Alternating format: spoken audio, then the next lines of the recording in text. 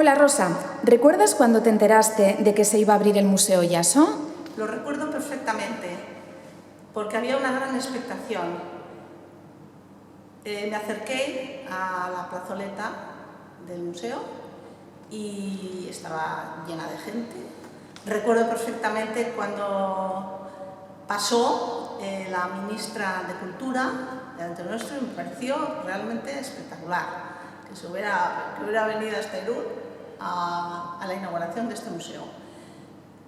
Después nos dejaron entrar al público para visitarlo y la verdad me sorprendió.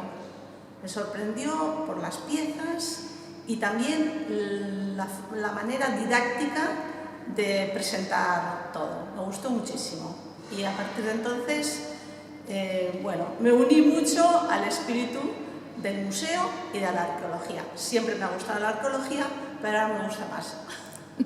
Nos has explicado perfectamente la impresión que te causó la primera visita, pero desde ese momento, ¿te ha sorprendido la trayectoria que ha tenido el museo a lo largo de estos 10 años? Me ha sorprendido muy positivamente porque reconozco que el museo, las personas que lo dirigen, que contribuyen, en fin, que trabajan en el museo, se esfuerzan cada vez más en potenciar todo el museo, de potenciar todo el mundo de la cultura clásica fundamentalmente, a la que yo estoy muy unida. ¿Destacarías alguna actividad en concreto entre aquellas en las que has tomado parte?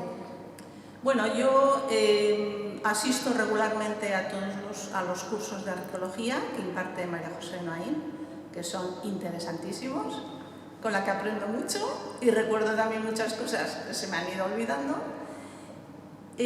También las excursiones y los viajes. Yo me apunto a todas las excursiones, a todos los viajes que son interesantísimos, los viajes que yo digo a los arqueólogos, y también pues desfilo en la procesión de Isis como sacerdotisa en las fiestas de Dies Oyasones. Muy bien, pues muchísimas gracias.